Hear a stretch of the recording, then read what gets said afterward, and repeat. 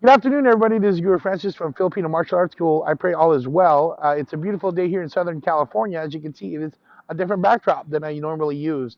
Today, I am here at Claremont School of Theology, and as you can see, it's a gorgeous day. So, I am a student here. I am getting my master's in divinity, and in the trying to be an elder within the United Methodist Church.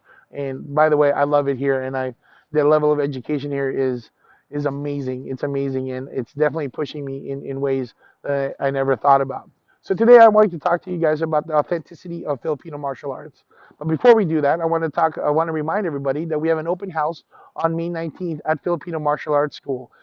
There you get to learn about the school, about myself, about the other students, about the culture, about the interaction that we have with each other, as well as learning, of course, the actual martial arts. You learn single, double stick, edge weapons such as swords and knives, weapons of opportunity, as well as empty hands. And we'll also demonstrate about global stick and blade lines or GSBA USA style of competition, where we have three fighters from Filipino Martial Arts School that's going to be attending the GSBA International Tournament in July in Lisbon, Portugal. So very exciting stuff. Very exciting stuff. So let's get into this. Authenticity in Filipino martial arts. The first thing I'd like to talk about this topic is it more authentic to study from someone who is Filipino as to non-Filipino? And this might be controversial, and that's fine. I open, an open-minded debate, but in my opinion, the answer is no. Only because I think that it's most Filipinos, and maybe I'm wrong, but mga kapatid, please understand this, that most Filipinos don't understand about their culture themselves. Now, for me, what connected Filipino martial arts with me is not just the physicality of it, but is also the cultural understanding of it.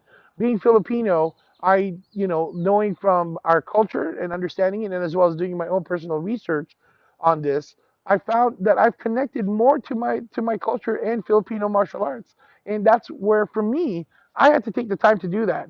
And if you know, many young Filipino Americans, they're taking a lot of time to actually know about their cultural and heritage background, which is something that I definitely encourage. So to say that you learn more, or the validity or the authenticity of your fighting is more authentic because your teacher is Filipino, I think is in itself problematic.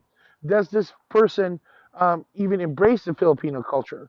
Now, for me, in my opinion, I know of certain non-Filipino Filipino martial artists who are great instructors, but because they've also embraced the Filipino culture. One of them is my teacher, he's not Filipino, but who acts more Filipino than most Filipinos that I know. And the thing about it is, for me to understand if you were going to say the validity or authenticity of Filipino martial arts, you have to embrace the culture with it. You have to embrace the background behind it, and the sufferings during the Spanish occupations, the sufferings during the Japanese occupation, and of course during the American occupation. Um, why we do what we do, and why do we train the way that we train. And I think this is really important to really understand Filipino martial arts. So does that mean only Filipinos understand this?